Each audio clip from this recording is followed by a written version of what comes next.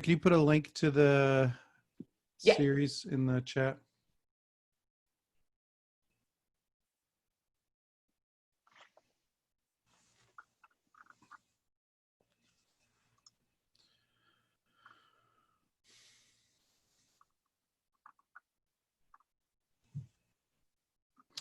Hey everyone, we're gonna wait just about a minute as the room populates with participants.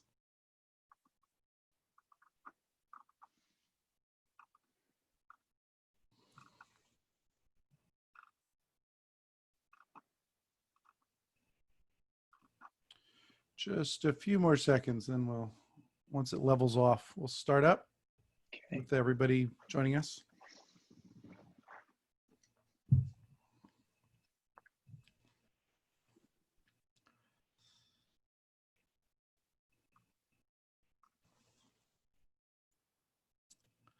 Okay, looks like the numbers are leveling off. Welcome everyone. I'm Zed Adams, chair of the philosophy department here at the New School for Social Research. Miranda Young is joining me today. She's a PhD student in the philosophy department. This is yet another installment of our summer talk series, The Current Moment, Perspectives from the Social Sciences and Humanities. And today's talk is especially on point. It's on the global history of past disasters and what lessons we can learn from them. So that said, I'm very, very happy to be welcoming Aaron Jakes, Assistant Professor of History and Co-Director of Capitalism Studies. He's the author of a number of articles and reviews and a forthcoming book titled Egypt's Occupation, Colonial Economism and the Crises of Capitalism from Stanford University Press. It's scheduled for the summer, but Aaron, is it delayed because of the pandemic? No, they're rolling forward. So I think the official release date is in late August, and it sounds like it may actually arrive a bit sooner than that. They've somehow managed, book publishing in California at least was designated an essential service. And so things have been rolling along. Well, that's great to hear. That's really good. So we're just going to jump right into his talk. His talk today is titled A World of Disasters, Famine, Plague, and Crises in Global History. Before we start the talk, I'd just like to say we're going to leave the chat open, and we heartily encourage you all to kind of have a parallel conversation in the chat. We found that the more we encourage that, the more kind of topics come up for future discussion during the Q&A. And then during the Q&A itself, there's actually a separate window you can open up, the Q&A window, and please type out your questions for Aaron there, and Miranda and I will field them. But another thing you can do is you can go into yet another window on Zoom in the participants window and raise your hand. And if you'd like, we can call on you and you could ask your question in person, as it were. That's it. Turn things over to you, Aaron. Thank you. Okay, fantastic. Thanks, Ed. And I'm going to just share the screen here with my presentation. And for those of you who are new or newer to using Zoom, you can use the little icons in the left of the window that has people's faces in them to minimize the faces if you just want to look at the presentation. Okay, and I'm actually going to, okay. So thank you to everybody for coming. Since the plan here is to provide some material for a conversation, my talk this afternoon is going to come at an impossibly gigantic topic, the global history of disasters, from 3 different angles. First, I'm going to say a little bit about what disasters, including those we're living through today, might teach us about history. Then I'm going to share some thoughts about what a historical approach can teach us about disasters and some of the concepts we use to understand them. And there I'm going to be focused in particular on the history of the bubonic plague or the Black Death. And finally, I'm going to talk about a bit of my own research to explain what one particular disaster I know very well might have to teach us about the politics of the present moment. If you prefer, you can think about this as a kind of disasters potpourri. Okay, well, when Zed originally reached out to me about this series, the idea, as I understood it, was to draw on material from our own teaching and research to offer some remarks about what the different academic disciplines represented at the NSSR, in my case, history, might have to offer in the way of insights about the current moment. In the fall of 2016, I had run an undergraduate seminar entitled A World of Disasters, Famine, Plague, and Crisis in Global History, and I've shared a link to the syllabus for that class in the chat. So the original plan was to talk a bit about the design of that course and the aspects of my own research that led me to teach it, and then to share some thoughts about how the remarkable collective exploration of that seminar might help to orient our understanding of what's happening right now. The problem, of course, is that what's happening right now, how we describe the current moment in the title of this series, keeps changing. So like everyone else I know, I've been scrambling day by day to keep pace with the extraordinary quickening tempo of recent events, to formulate opinions that are stable enough to act upon, to decide how and where best to focus my own energies. And for reasons that I'll explain in a moment, the disasters course covered a deliberately absurd expanse of space and time, so ostensibly the entire planet from roughly the middle of the 14th century to the present. And in thinking through how best to frame this talk since Zed first wrote to me in late April, I found myself reflecting on just how often the shifting contours of the current moment have both A, redirected my attention to different eras and locations in that vast historical tableau, and B, perhaps more significantly, altered the significance I might want to ascribe to the particular events I would be talking about. To put this rather more bluntly, while I'm supposed to be here speaking about what the discipline of history has to say about disasters, I've been struck lately by what the multiform disasters of recent months might say to and about the discipline of history. Those of you who are already part of the New School community or who live here in New York City may be aware that over the past couple of years, my department has been running a lecture series, here are some flyers from it, entitled Critical History Today. The series has given us a good excuse to invite some of the foremost historians in the country to talk about their current research, but it has also provided a setting for a fruitful, ongoing, and sometimes heated conversation about what we actually mean by critical history. My own position, generally, is that the answer may lie more in sustaining that debate than in seeking to resolve it by arriving at some kind of consensus definition.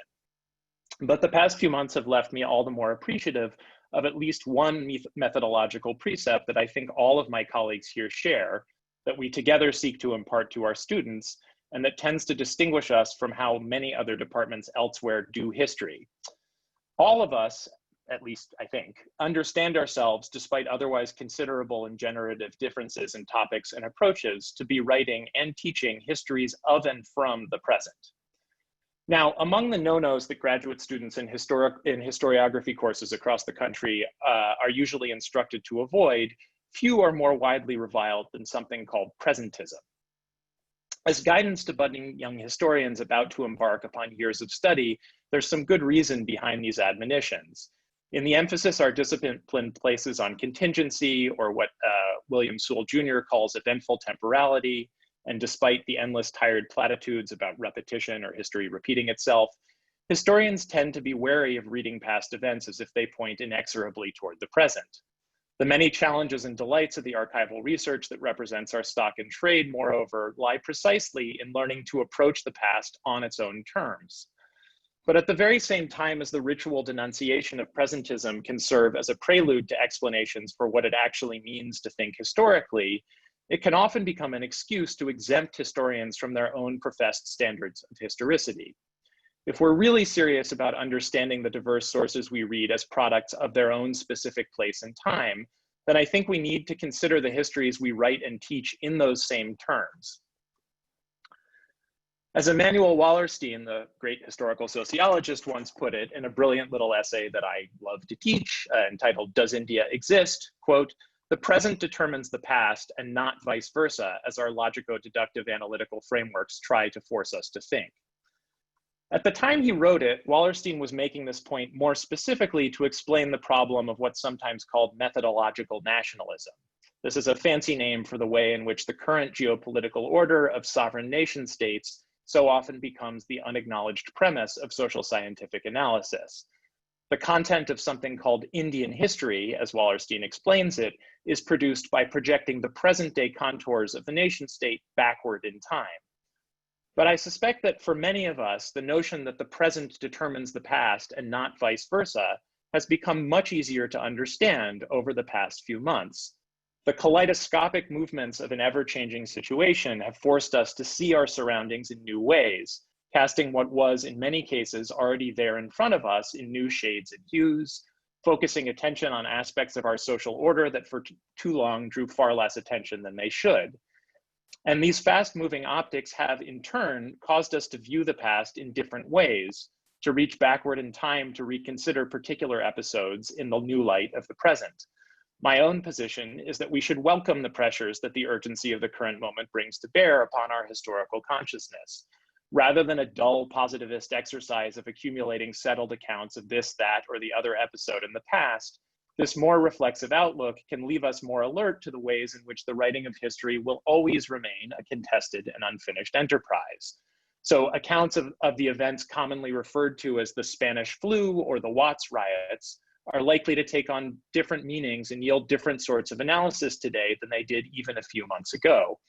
The sudden prevalence of debates about the very politics of naming such episodes as Spanish in the former case or riots in the latter is testament to this process of ongoing renewal. That the multiple simultaneous disasters we're experiencing all at once should inspire or even demand this kind of reflection should not surprise us. That at least was the general argument of the syllabus I compiled for the disasters seminar, and at least part of the reason for the sprawling expanse of time that it covered. Precisely because the stresses they inflict have tended over and over again to lay bare the operative structuring hierarchies of wealth and power in human communities of just about any size, major disasters turn out to serve as illuminating wayposts for anyone interested in charting large-scale socio-historical transformations over a long stretch of time. This, in the most basic sense, is what I was after in asking my students whether disasters might be good to think with. And it relates directly to some problems of global history that I remain interested in exploring more broadly in my research and teaching. As legions of critics, particularly those writing from and about the post-colonial world, have rightly noted, the project of something calling itself global history, in its frequent pretensions to some kind of comprehensive coverage, has often provided a new excuse for the particular histories of particular places and peoples, particularly those of Western Europe, to masquerade as universal. Even when that isn't the case, global history can easily fetishize geographic coverage in a kind of spatial counterpart to the positivist rendering of historical time that I mentioned earlier, as if, in other words, an account of a given historical moment that mentions Pakistan, Panama, and Paraguay will necessarily be more insightful than one located in a single neighborhood of Port-au-Prince. I'm deeply sympathetic to both of these lines of critique, but I'm also reluctant to treat them as reason to renounce the ambitions and promise of global history altogether. For one thing, so long as the eco-social relationships that shape lived experiences continue to operate within and across multiple geographic scales, some of them very large indeed, it makes little sense to privilege a priori some scales of inquiry over others. For another, a long tradition of what we might at least retrospectively claim as critical global histories has played and continues to play a consequential role in challenging the forms of mainstream social science that have often abetted processes of imperialism and capitalist exploitation. Rather than treat the global as a fixed frame of analysis to be filled with content then, I'd suggest that we treat it instead as a question internal to our historical inquiries. We know that human communities have been interconnected across large swaths of the planet for a very long time, but the nature, shape, and intensity of those relations is obviously in an ongoing state of motion. Moreover, the spatial configurations that matter are bound to be specific to the questions we pose. So we know, for example, that meat production and fossil fuel extraction are today quintessentially global processes. But once we dispense with the absurd pretension to coverage of the whole world, it's pretty clear that a global history of meat and a global history of fossil fuels would look very different. And here are two examples that I am particularly fond of. So this, in broad brushstrokes, was the conceit of the course when I put it together 4 years ago. In traversing a huge stretch of time, roughly 7 centuries or a century every 2 weeks in new school semester time, by way of major disasters, both real and imagined, I hope that we might be able to discern some of the shifting contours of both the global and the social. The Black Death served as a useful starting point for this exploration. As most of you probably know, the bubonic plague in the middle decades of the 14th century emerged from humble origins in the grasslands of East Asia and spread westward, first across the overland trade routes of the Eurasian landmass, then by sea around the Mediterranean rim, and then outward again overland from the ports.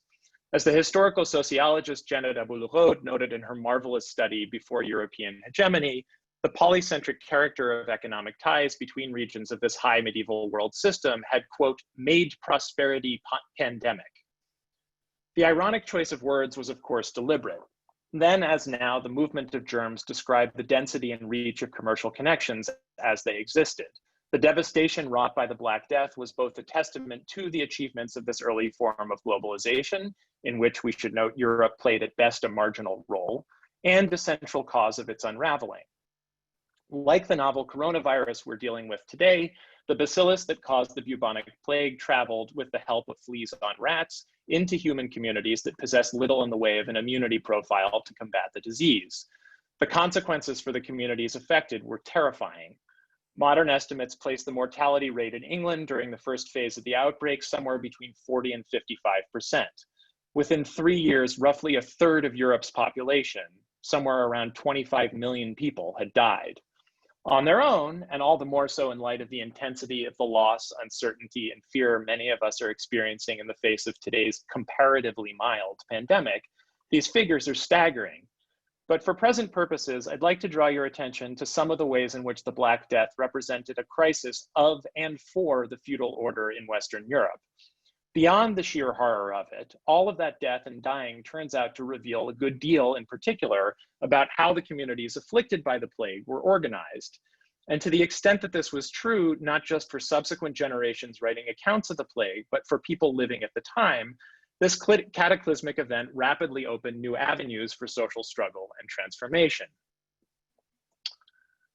At this point, before touching on a few details with the help of one of the documents I shared, it's worth dwelling on how our lexicon of disaster terminology poses with particular acuity the problem of distinguishing actor categories from analytical categories and of managing the relationship between them in a rigorously reflexive way.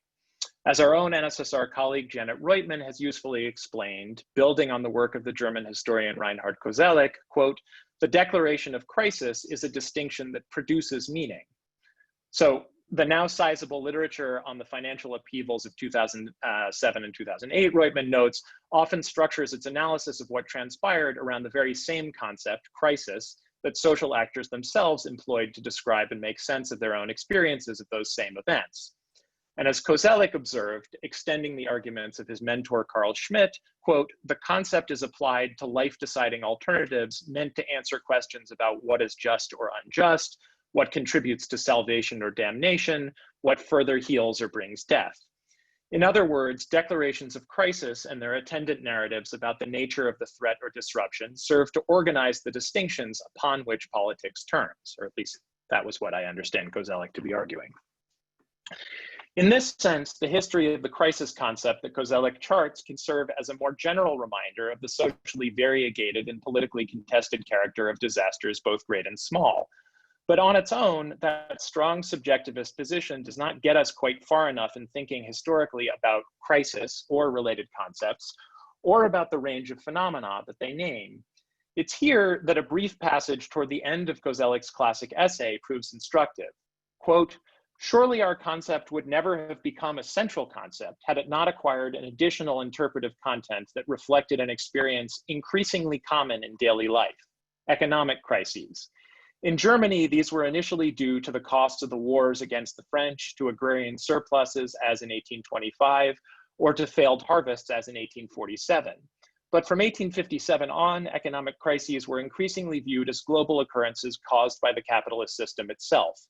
The use of the concept of crisis reflects this development. I'll return in detail to the historical journey of the crisis concept specifically in the last 10 minutes of this talk. For now, I simply want to draw your attention to this momentary but significant break in the otherwise subjectivist thrust of Koselleck's analysis. Throughout much of the essay, he stresses how the concept, quote, takes hold of old experiences and transforms them metaphorically in ways that create altogether new expectations, a process that entrained with it an expansion of the field of the political. But here, in describing its movements into economic discourse, Kozelik is forced to note that in the middle decades of the 19th century, crisis became the name for a type of disaster that was in some sense itself historically new. It's this insight that I'm suggesting might allow us much more broadly to discern in the history of disasters the contours of large-scale transformation in the organization of the social itself. To put this differently, in any setting other than a utopia of absolute human equality, we can and should expect that moments of disaster will generate and feed multiple competing narratives and proposals for future resolution. But precisely for that reason, the field of struggle that those varied subjective experiences of disaster describe can itself show us a great deal about how a given social order is constituted. Okay, so let's return to the Black Death for a moment and to the selection of sources I circulated to accompany this lecture. For those of you who didn't have a chance to look at them, the first batch come from court records in the 1350s concerning the difficulties that feudal lords suddenly faced in finding tenants for their lands. And the second batch, about which I'll be talking more, are examples of what are called sumptuary laws, that is, regulations imposed to restrict certain patterns of personal expenditure and consumption, in this case of food and clothing. So what can we learn from a law stipulating that yeomen and craftsmen should not wear, quote, bejeweled cloth or cloth of silk or silver?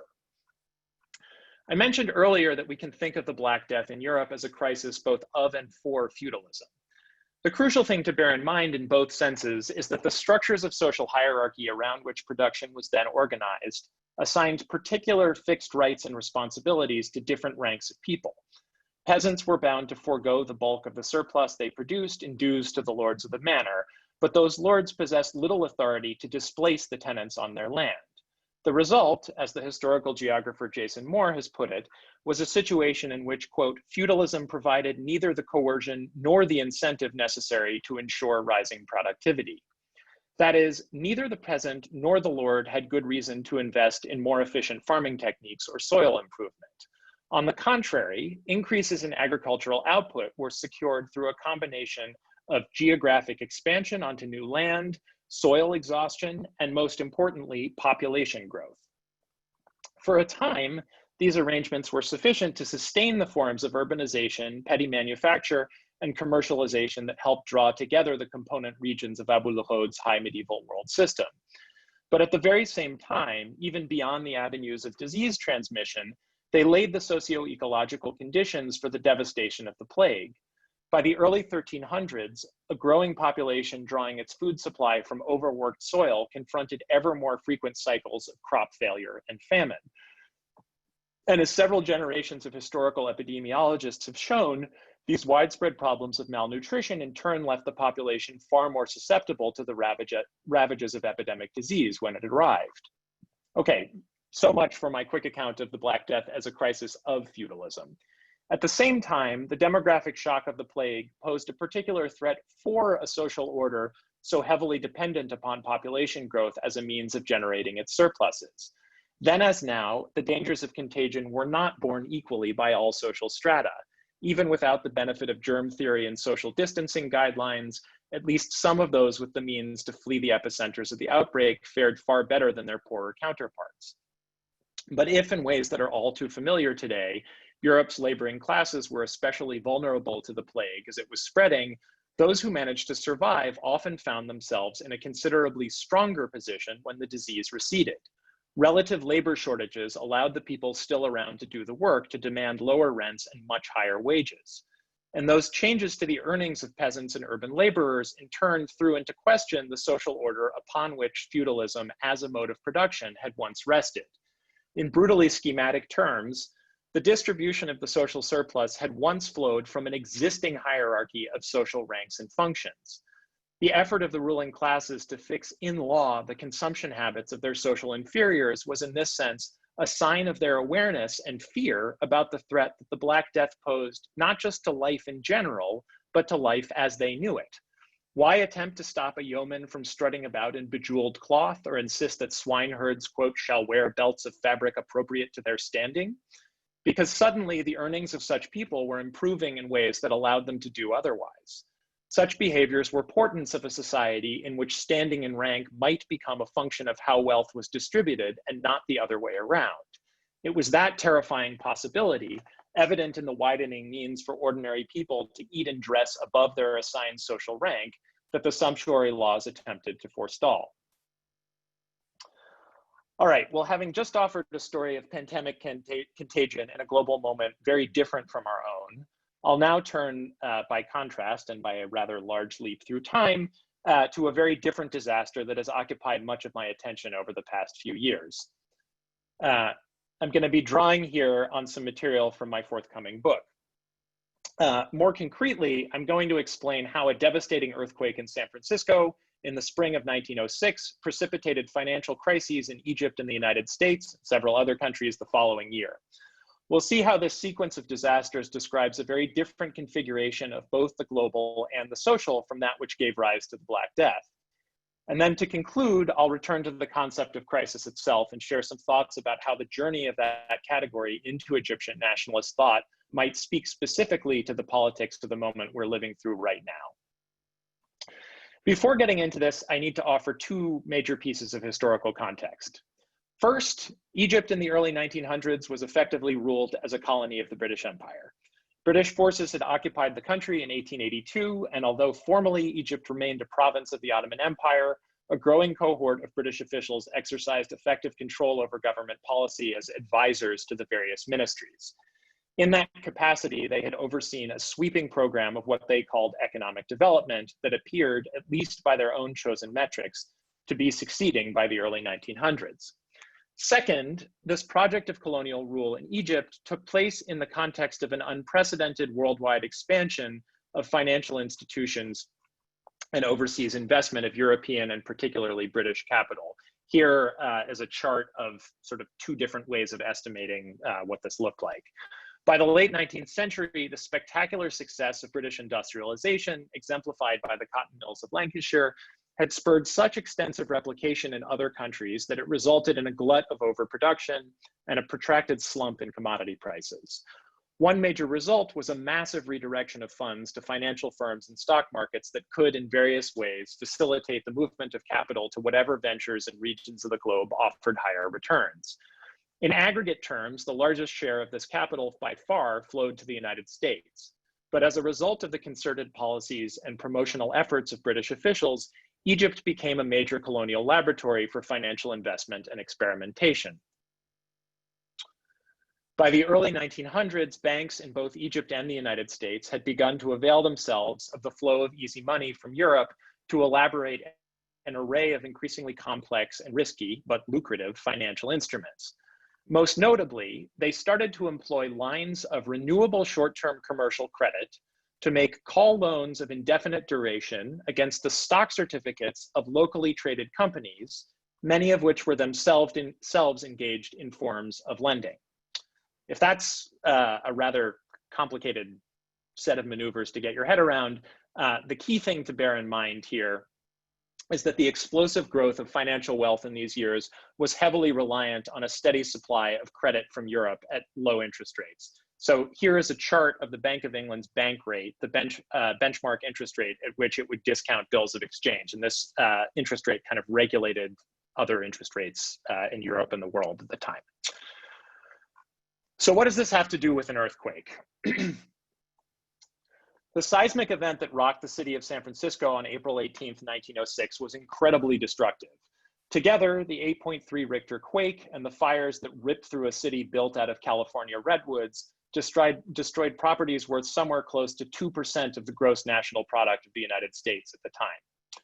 As a result of the worldwide financial expansion I've just described, more than half of the fire insurance policies in San Francisco were underwritten by British firms. Initially, in a manner all too familiar to most of us to this day, the insurance companies did everything they could to avoid paying out on their policies.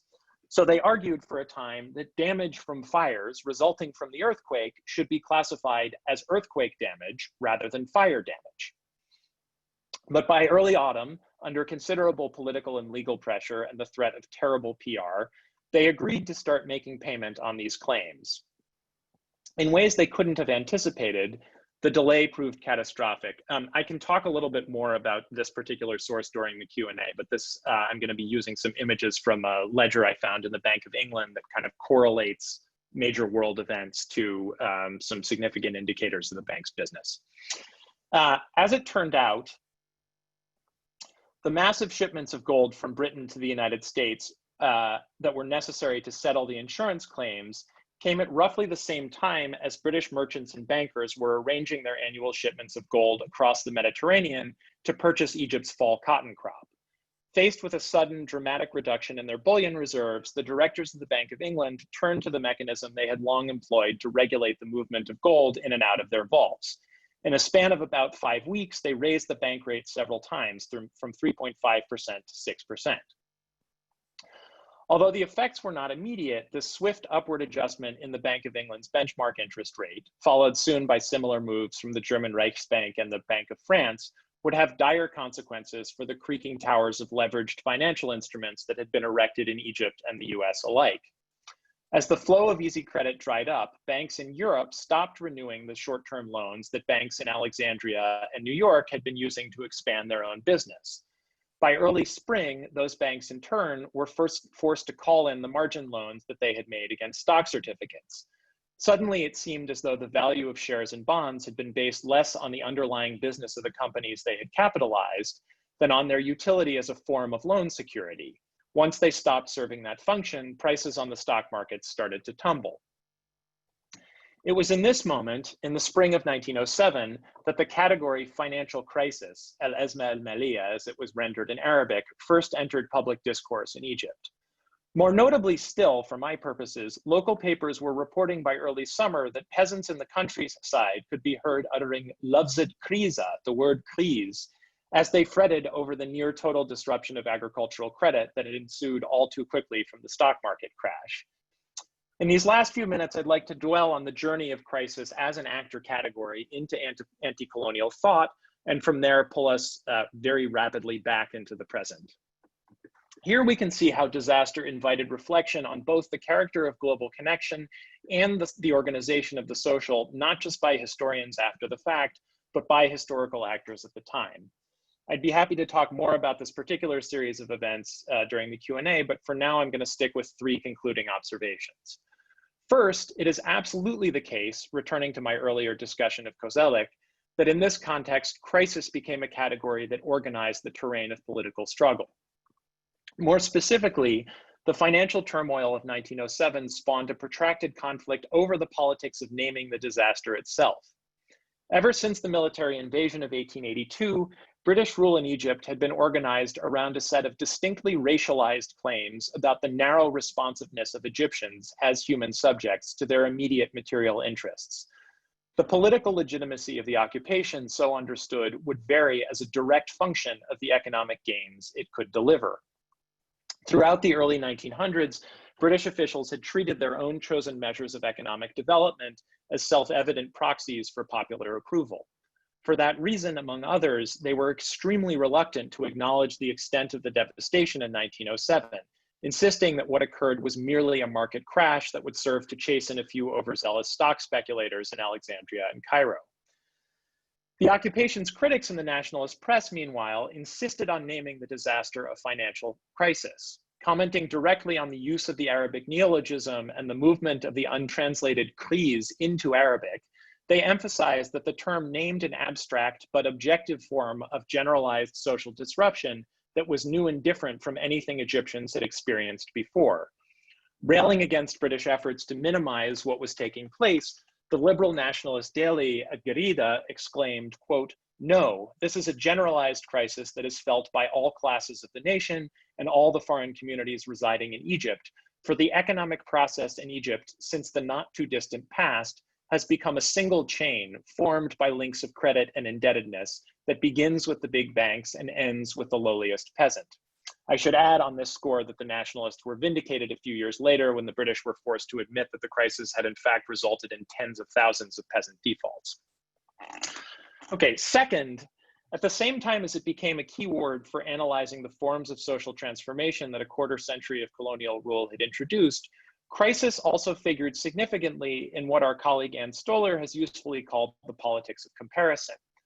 Arabic, English, and French newspapers in Egypt had long carried extensive reporting on foreign financial markets. And in the spring of 1907, the papers covered the turmoil in the US in close detail. Though this earlier rich man's panic of March 1907 is less well known today than the run on the banks that occurred in October, it quickly assumed a particular significance for Egyptian critics of British rule. When stock markets in New York had started to tumble, Teddy Roosevelt's Treasury Secretary, Cortelyou, had moved to furnish local banks with liquidity as a form of financial stimulus. As the Egyptian public implored the British in vain to intervene in similar fashion, and thereby force the banks to resume lending, their awareness of the global character of the crisis provided a new basis upon which to specify the malign effects of colonial rule. In the comparison between the US government's financial rescue efforts and the British occupation's strict adherence to laissez-faire dogma, they found new reason to argue that only a government run by Egyptians themselves would manage the formidable institutions of the modern state in the interests of the Egyptian people. Finally, in a wild leap back to the present, I'll finish by suggesting that these particular events have taken on new meaning, for me at least, as the largest popular mobilization the US has witnessed in my lifetime continues to unfold in the streets. As I listened in anger and disgust last week to Trump's outrageous suggestion that a slight and dubious improvement in the unemployment numbers somehow represented, quote, a great day for George Floyd, it struck me that the logic of what he was saying, in all its vile absurdity, would have been quite familiar to the anti-colonial activists and thinkers that I study. As I hope you have noticed, in describing some of the political implications of a disaster that large numbers of Egyptians called financial crisis, I have not suggested that rising material hardship somehow translated in mechanistic fashion into political opposition to colonial rule. Precisely because of the frequency and consistency with which the British themselves made recourse to them, Egyptian nationalists a century ago understood such claims about the economic determination of politics for what they actually were at the time, namely a particular expression of the racist exceptionalism used to justify their own conditions of political exclusion. That is, they plainly understood British assertions about a narrow responsiveness to material interests as a way of designating Egyptians both unqualified for and unconcerned with the more complex deliberations over the public good that supposedly formed the real terrain of politics. In ways I've only had time to sketch in the barest outlines, but about which you can read more in my forthcoming book, the critics of colonial rule located in crisis a powerful concept with which to rethink the relationship between the economic and the political. In so doing, they recognized that a mode of governance fixated on the play of economic indicators can just as easily serve as a vehicle for racism as an alternative to it. And having started this talk by owning my presentist proclivities, I'll simply close by noting that we are faced in the current moment with the daily horrors of another racist regime obsessed with the improvement of its own chosen indicators of economic progress. In that sense, I would suggest that we might find in the refusal of colonial subjects to be treated as mindless creatures of material interest, the lineaments of a usable past. And there I will stop. And I will stop screen sharing so that I can see the comments. Great, thanks. Okay. Yes, let's jump right into the questions. So I just have a first kind of general question about this conceptual history of the notion of crisis and its political social significance. As you were speaking, I was thinking about the question of how much it matters what sort of crisis we identify something as being. So think about the 2008 crisis, which we normally identify as being a financial crisis. We could have just as easily referred to it as a moral crisis in terms of the behavior of a bunch of financiers, and their willingness to exploit people. Or we could have thought it as a legal crisis insofar as there wasn't sufficient regulation to, keep that in check. And I wonder, do you have general thoughts about the kind of social significance of what sort of crisis we identify something as being, and how that matters for what kind of, outcomes come from calling it a crisis, what kind of effects that has? Yeah, I mean, this is actually, I had to race through this, but this is actually what I find most interesting about being able to kind of track the movements of this concept as it's being deployed in real time, right? So because it's a kind of concept that is being really used for the first time what starts to happen as it's being debated, in this case in the Egyptian press, is that there are kind of multiple successive efforts to specify the kind of nature and qualities of the disruption that's taking place. And so initially, a lot of the accounts, at least in the nationalist press, assume a kind of conspiratorial and particularly like anti-financial bent. And so the idea there is basically either that this has simply been caused by a bunch of kind of greedy bankers that are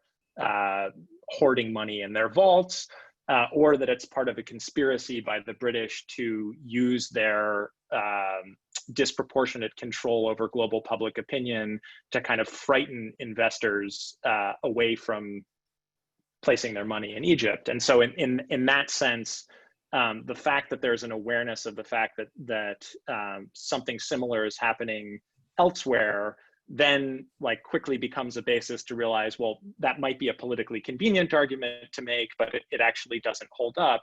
And so where this lands, at least in its kind of most interesting manifestations, is that in this context, crisis actually becomes a way of thinking about social abstraction as a kind of lived experience that's connected to this form of disruption. And so there's a kind of growing uneasy awareness among people who are able to kind of identify historically the set of institutional changes that have made possible these webs of credit and indebtedness. They can identify them with the history of colonial rule, but at the same time, they realize that the crisis itself is a manifestation of what have become generalized social practices that can't then be easily unraveled. And so this then gives rise to all sorts of different positions about sort of how to address this. So there are, sort of thinking through the taxonomy you just offered, there are people who begin thinking about that specifically as a legal problem. So what is it about the changes to contract law and contract law around mortgages in particular that has made borrowing practices so different than they were 30 or 40 years beforehand? There are those who are concerned with sort of the nationality of the capital that is being used in various lending practices. And then there's a whole array of people who begin to think about the relationship between generalized practices of this kind and kind of the formation of subjects. And so you get the beginnings of a kind of concern with a sort of nationalist governmentality emerging out of the idea that part of what's going on is that Egyptians might have actually become more like the narrowly self-interested subjects that the British have been claiming that they are, and that they need to do things to kind of reform those subjects in more altruistic and cooperative ways. Great. So let's connect this to the present then. Let's exploit your presentism.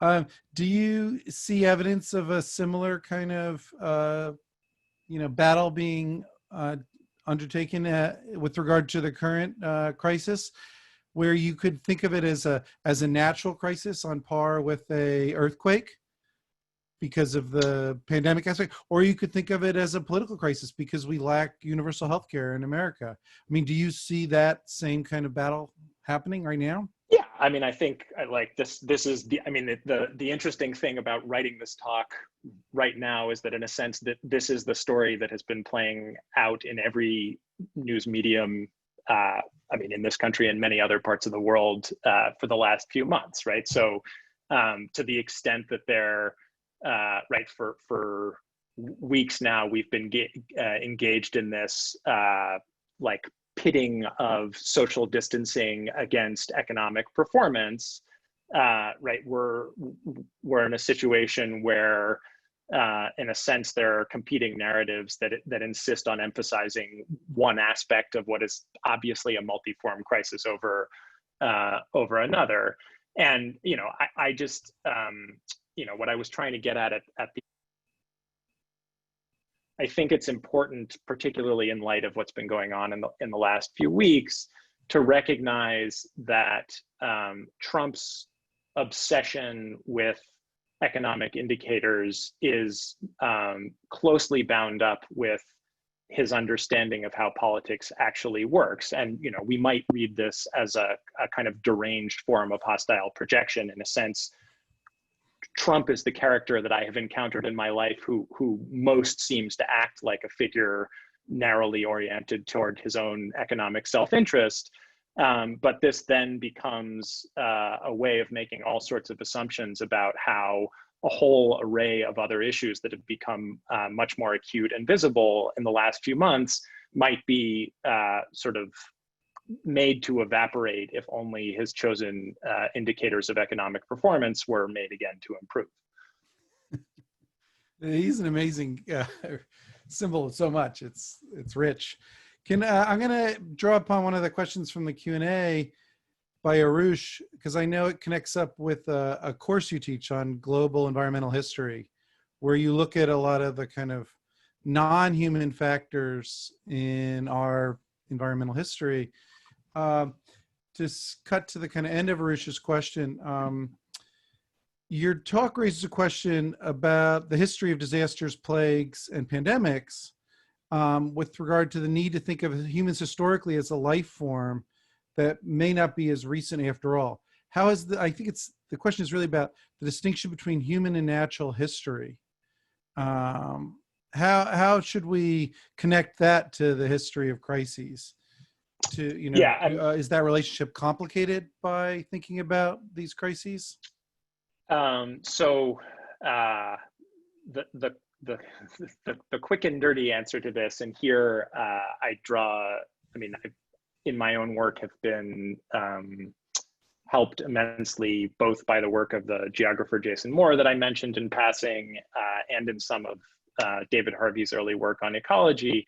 I think it's helpful to think about all social projects as ecological projects and vice versa. And so if we assume that any community of humans and frankly, any community of organisms of any kind is going to be involved in producing its environment in various ways, then we can think about how different social formations have produced natures that are both kind of reflections of their own modes of organization and modes of production, and have specific bearing on how they will unfold. So in fact, the way that I became interested in the history of global financial markets actually began with a set of questions in environmental history. So I was originally interested in making sense of a set of laws that were passed in Egypt in the early 1900s that involved conscripting hundreds of thousands of children to pick caterpillars off of cotton plants. These laws were passed just a few years after the British had kind of proclaimed to the world that one of the wonderful liberal reforms that they had offered to the Egyptian public was the abolition of conscript labor. And suddenly they're conscripting large numbers of children. And so I was interested in originally sort of how it was that they justified this to themselves. And it turned out that the justification had a lot to do with narratives about peasants as bad ecological actors who were kind of short-sighted and overcropping their land. And that was one way of explaining what was going on, but it turned out that in fact, many of the peasants that were overcropping their land were doing so because they were borrowing money at much higher rates of interest than their wealthier neighbors. And so that became a way of kind of starting to ask questions about how we might think about financial markets as ecological forces. I mean, this is just one particular example, but we could think similarly about like Lyme disease in the northeastern part of this country as a kind of manifestation in produced nature of a convergence between climate change and forms of suburban real estate development that have actually been driven over the last few decades by certain patterns of mortgage investment and the movement of funds in and out of real estate markets. And so, yeah, kind of broadly, I'm interested in thinking about the manifestations in nature of social projects of various different kinds. Yeah, that's great. You gave the Black Death example of how farming practices remade the natural world in a way that fueled the spread of the plague. Are there any in the contemporary moment that you think might illustrate this same kind of interaction between politics and economics and the environment, and the way in which we've remade the natural world in such a way that it fuels the spread of the novel coronavirus? I mean, so I think the most obvious example is probably meat production. And I cannot recommend highly enough this book that I flashed up in one of the slides, The Ecological Hoofprint by Tony Weiss. So part of what he's doing there, I mean, it's a pretty long history. And the quick take is that in a whole variety of ways, we can think we can think about our human bodies as part of the environmental history or ecological history of capitalism.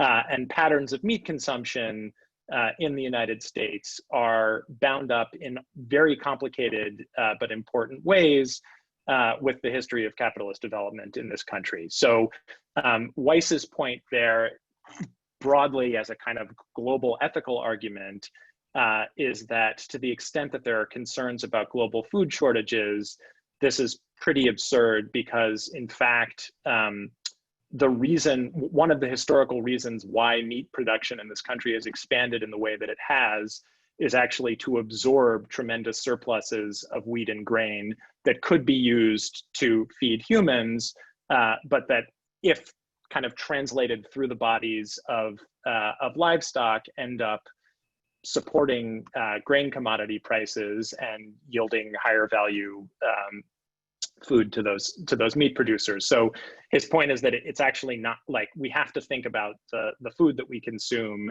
as a kind of long-term product of a set of capitalist dynamics that in that case are about managing crises of overproduction and profitability. That's right, so great. And one of the manifestations of that in terms of the coronavirus, right, is that the meat industry is notorious for being one of the most like awful, brutal areas of work in the country, and so you have high value food being produced by chronically undervalued and mistreated workers. That's fascinating. Just to connect the dots, it matters then that some of the biggest outbreaks were at slaughterhouses.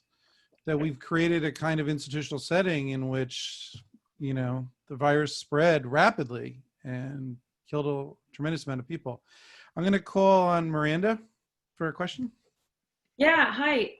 So that was great. And I think I have a question of my own that sort of relates to like maybe some of the questions that I've asked, but I wanted to return to your insight from Koselleck in sort of the philosophy of history beginning of your talk. As a way of kind of like understanding like how like given a kind of like understanding of the present's role in the past, like we give ourselves up to a type of subjectivism in history, and yet like one can sort of like observe objective like aspects of it, like, and so he points to sort of the capitalist structure.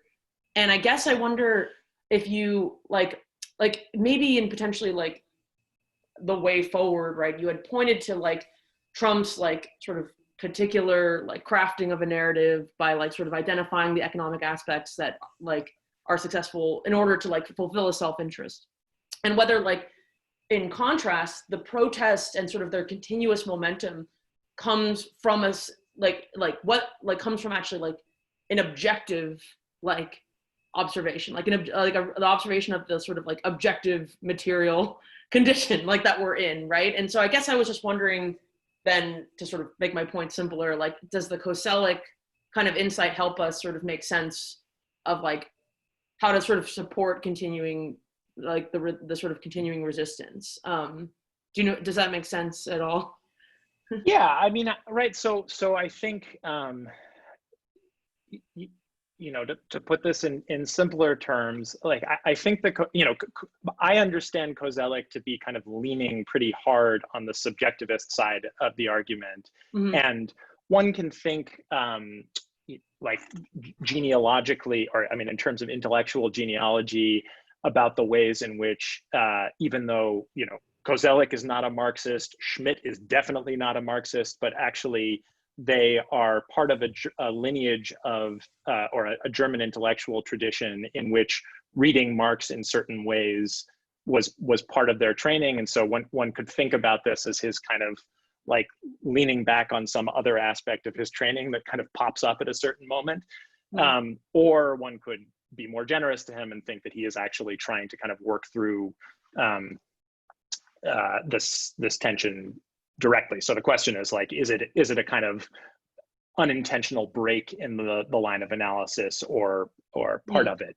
But in either case, I think, you know, he's tremendously useful for kind of reminding us and drawing attention to the fact in ways that I think are much easier to understand right now, that any given moment of crisis is going to be generative of kind of multiple perspectives that are, you know, manifestations of the fact that societies are diverse agglomerations of people occupying different social positions with different viewpoints, right?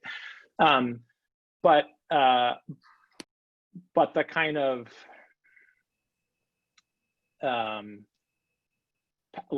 pattern of those conflicts is going to be specific to the objective conditions within which those different positions are being articulated. In other words, like, Trump is a racist. Of course, Trump is not going to be not going to be describing the crisis of the current moment in the same way as the protesters marching, you know, down the streets of Crown Heights outside my door are doing.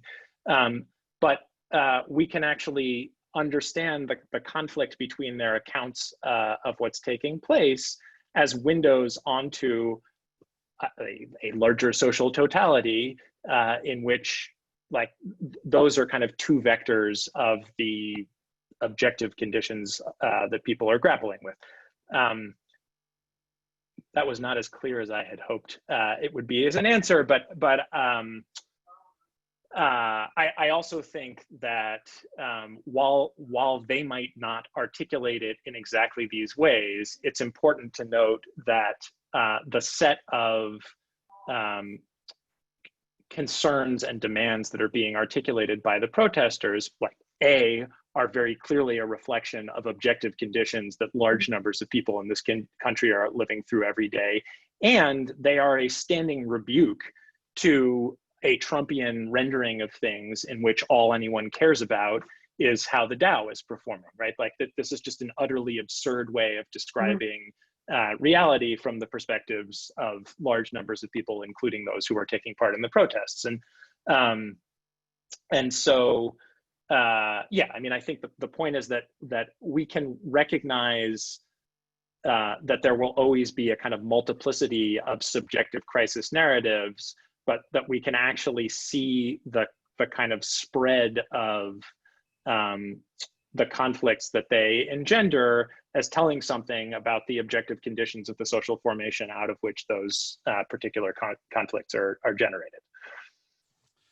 This is great. This relates to a question Carolina has about oh boy, who has access to what information about crises as they're happening and how that information is disseminated or distorted.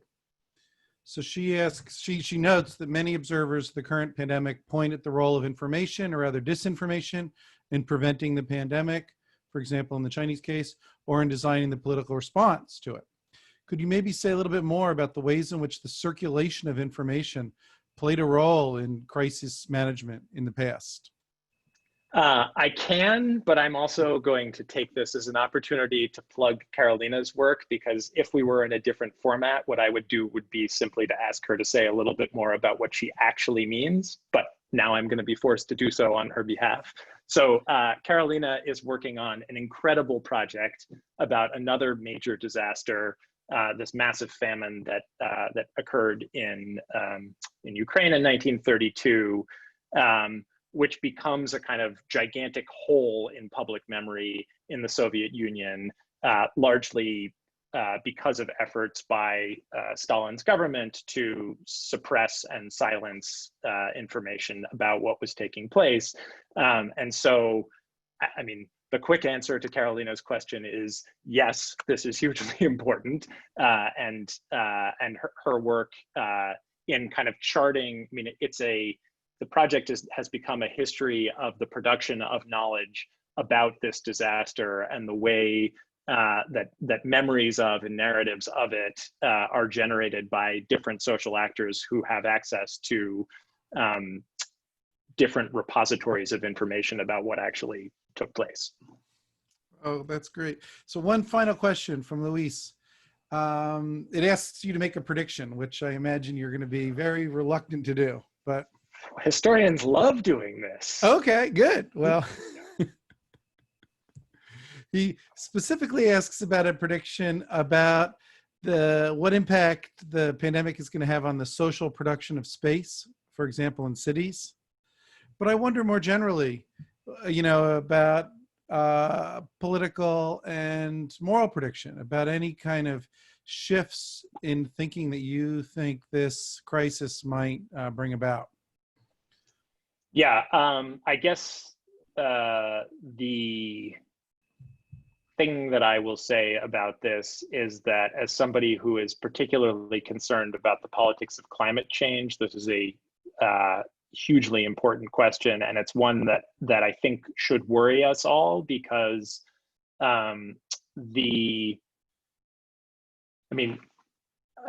even among people who recognize climate change to be a grave and impending threat to human life all across the planet, there are obviously different ways of describing how that crisis will manifest, what it consists of, and what should be done to address it.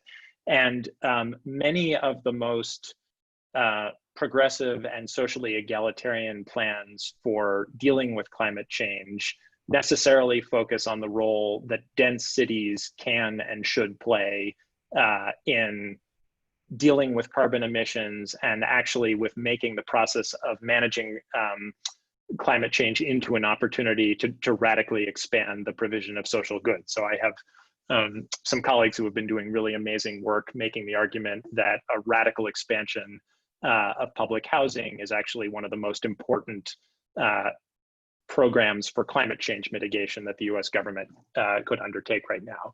And so in that sense, if the lesson that is taken by large numbers of people from the pandemic is that dense cities are particularly dangerous places to live under conditions of potentially, repeated global contagion, then our efforts to manage the pandemic will kind of pull against one potential agenda for dealing with climate change. And on that, I would say that this makes the politics of global comparison very, very important. So it turns out that although it is frequently argued that the rates of infection in New York City are simply a result of the fact that this is a very dense city, once you start comparing New York City to dense cities elsewhere in the world where there have also been coronavirus infections, it turns out that argument doesn't stand up very well. So I think for those of us that are still interested in making the case that a just solution to climate change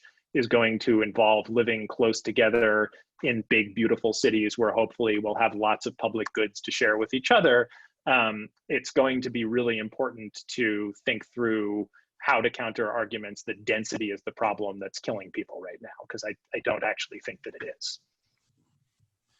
That was a wonderful answer. That's great. Thank you, Aaron. This was a delight. So this was really fun. Thank you all for coming, and I will hope to see many of you in pixels and in person in the near future. Yeah, we're all looking forward to that. Thank you. Thanks everybody for joining us. Thanks. Take care. Take it easy, everybody. Bye-bye.